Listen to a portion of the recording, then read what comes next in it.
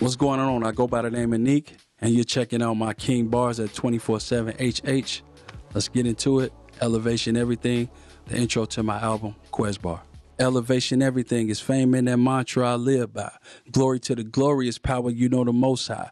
Do it for believers, no reaching to get a cosign. Do it cause I love it, y'all can dick ride. Immortalized for truest lines and being fresh.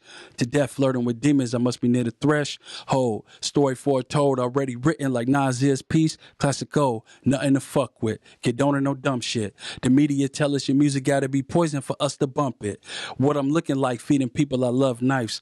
Cuts are running deep and I ain't paying that full price. I choose to walk inside the shoes of fools, avoiding all eves. Easily you die in the muse.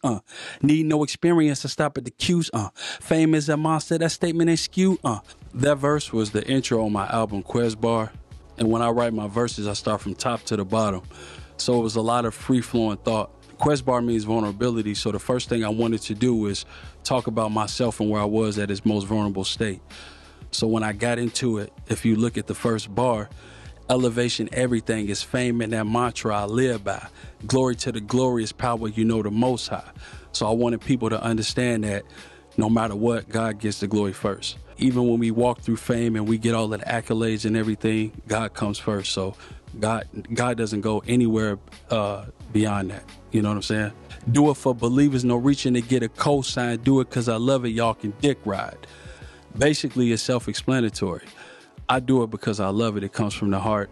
I don't do music for any other reason but to touch people, touch their hearts, touch their souls. I don't do it for the fame. I don't do it for the glory. So I wanted to let that known and be clear. Like, I don't dick ride for nobody. Immortalized for truest lines and being fresh. To death flirting with demons, I must be near the threshold. Story foretold, already written like Nasir's piece. Classic gold. When I was writing that bar, I wanted people to understand that this is a piece of art, and I want it to be just as memorable as when people heard Nas Illmatic. When I wrote the verse, I wanted to give it my all from every angle because I know to get to that caliber and to have that level of aesthetic in your verse, you have to make sure that every line, every word is potent. So that's when I was setting it up for everybody to understand that what you're about to hear is about to be a classic piece. Nothing to fuck with. Condoning no dumb shit. The media tell us your music gotta be poison for us to bump it. Every time you think about things that's popular, it has to be something that degrades people, something that brings people down. And I'm like, no. If that's the case, I'll go the opposite way. So I wanted people to understand that from the jump.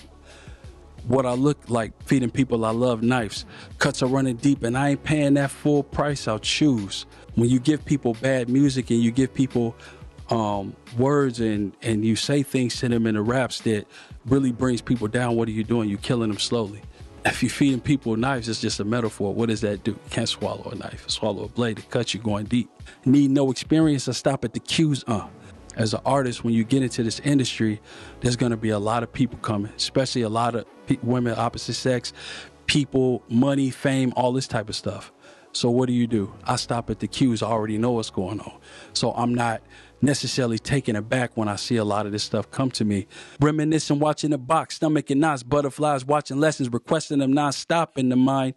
Something told me none of it is real. Fast forward, now I'm grown and seen it was all a thrill. Rapping what you told. Records got to get sold. Execs got to get paid. So with slaves we can mold.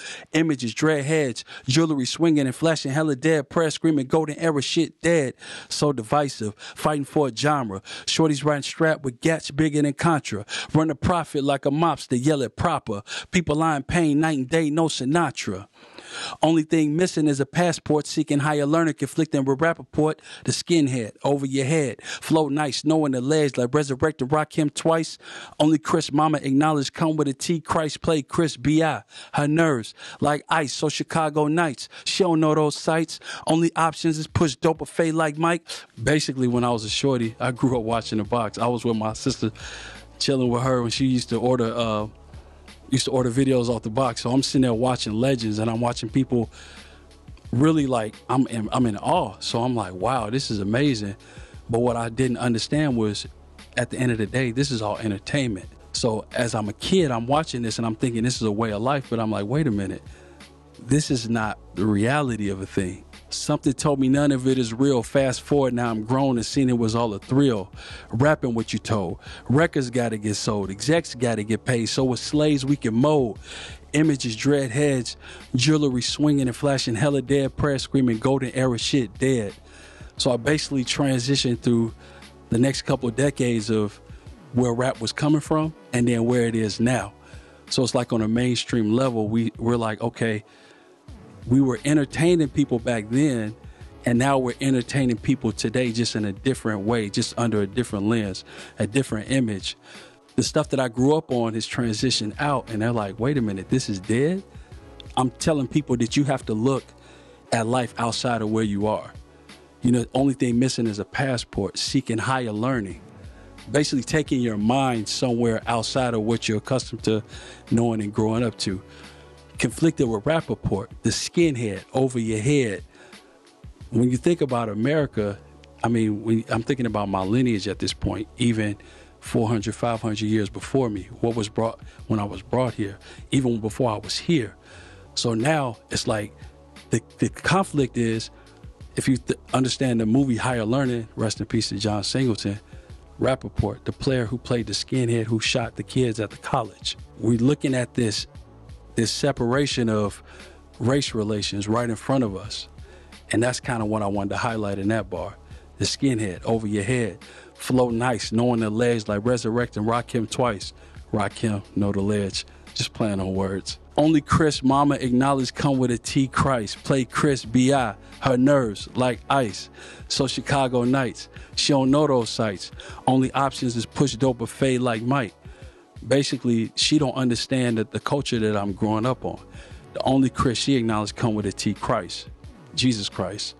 Play Chris B.I., Biggie Smalls. Her nerves like ice. What are you doing? Cut that off. It's cold. I don't want to hear that. So Chicago nights, she don't know those sites because even though Biggie was from Brooklyn, he was talking to kids in Chicago, kids in L.A., kids in inner cities everywhere. Only options is push dope or fade like Mike. Just playing off an old Biggie line from Ready to Die. Went to college, degreed up, caught that plight, get an interview, notice they don't like my sights. I'm young, black, and gifted, said it in King Deferred. Deny black, keep them away from knowing they worth. Messiah, needed. That similar attire on my black skin, peep it. Haters won't cease fire. Say you want it all. Ever thought what that would come to? God dream can't control it or simply undo. Only one life, who we are, we can't undo. Judge me not. You don't know what I've been through. It's so real, I gotta be the realest. If I don't show my soul in these lines, how the hell they gonna feel it? I'm young, black, and gifted, said it in King Deferred. I'm making a previous reference to my last album, Paramore, when I made a song for my intro called King Deferred. Basically, I know I'm a king, but in this country and where I'm from in my lineage, I'm deferred. Messiah, needed. That similar tired on my black skin, peep it. Haters won't cease fire. Say you want it all, ever thought what that would come to? God dream can't control it or simply undo. So basically, when you summon this stuff and you call this stuff to yourself, that I want to basically live in who I am. I'm going to elevate beyond what society sees me. I'm going to elevate beyond what people think that I am. That's what you're calling. God dream can't control it or simply undo. You're calling these things to you. You're calling all of the ills, all of the struggles and stripes to you when you call out that way. You don't know what I've been through. It's so real, I gotta be the realest. If I don't show my soul in these lines, how the hell they gonna feel it? How you gonna feel me and feel where I'm coming from and understand my perspective if I don't tell you the truth, if I'm not vulnerable? Like Quezbar. If I'm not vulnerable from the ground up, if I don't explain to you what I'm feeling in my heart's mind, how you gonna know? It has a funny backstory to this record, Elevation Everything, the intro to my album Quezbar. This wasn't even the intro because I didn't even write to the beat yet, because the beat was sitting on my MPC 2000 XL. I was working on my album, and as I was working on my album, a good friend of mine who did the album cover, which is Dami V, he came over and he wanted to hear a couple records. I let him hear some records off the album that I was working on, and I told him, I was like, yo, I don't have an intro. I don't know where I'm gonna go. I don't know the vibe I want. I don't think I made the beat yet. And he was like, okay, well, let's listen to some beats and, let me see what you got. I'm playing beats. And actually the beat on this record that I did the verse for is the first beat I played. And he was like, whoa, whoa, whoa, whoa, stop, stop, stop, stop, stop, stop. And I'm like, what, that? He like, yo, stop right there. He was like, that's your intro right there. And I was like, I don't know if this fit the vibe. He like, just trust me, just rap over it and see how you feel. I said, okay.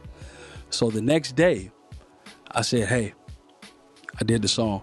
I did the verse. Check your email. He was like, that's the intro. And the minute I wrote the verse and recorded the song, I knew in the back of my head, I was like, I got a good friend, because that is the intro.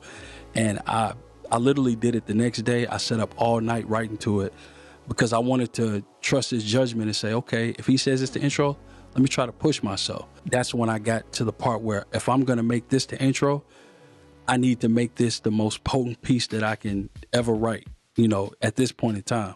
So that's why I took every line intricate. I made every line very intricate to talk about different perspectives of my life, you know, where I've been, you know, where I'm going, you know, everything in its most vulnerable state.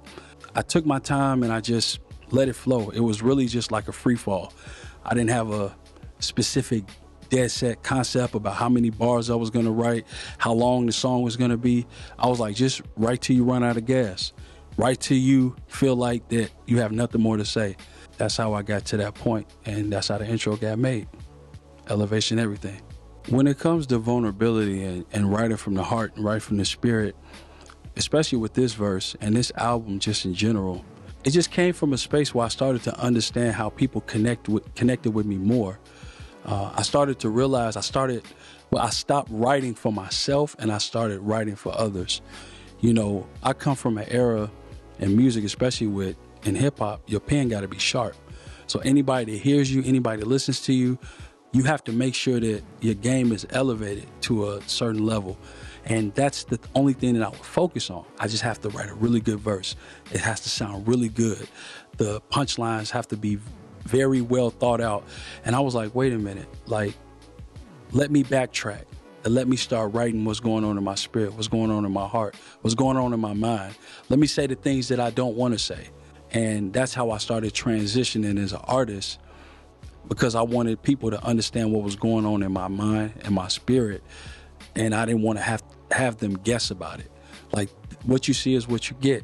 And I started less writing for myself and writing for other artists and started focusing on how can I write something that other people can relate to?